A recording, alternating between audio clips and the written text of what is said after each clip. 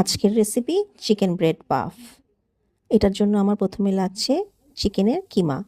আমি এখানে কিছু পেঁয়াজ নরম করে নিয়েছি, এরপর দিয়েছি আগে থেকে সিদ্ধ করে রাখা চিকেন ব্রেস্ট। এর সাথে আমি অ্যাড করেছি কাঁচামরিচ এবং পেঁয়াজ কলি, আর দিয়েছি টমেটো ক্যাচাপ, সামান্য একটু গোলমরিচ আর লবণও দিয়ে নিয়েছিলাম।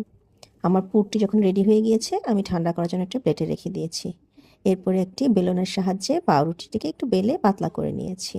এরপরে পাউরুটির মাঝখানে চিকেন পুরটি দিয়ে পাউরুটিকে সিল করে নিতে হবে। পাউরুটিটা যদি ফ্রেশ থাকে তাহলে আঙ্গুল দিয়ে চেপে চেপে সিল করে নেওয়া যায়, তা না হলে হাতে একটু পানি নিয়ে আপনারা খুব সহজেই পাউরুটিটাকে সিল করে নিতে পারবেন।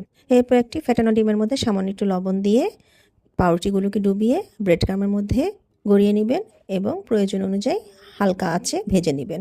পাউরুটি খুব তাড়াতাড়ি লাল হয়ে যায়, সেক্ষেত্রে একটু খেয়াল রাখতে হবে। মৃদু আছে এপিট ওপিট ভেজে নিলেই হয়ে গেল আমাদের মজাদার চিকেন ব্রেড পাফ।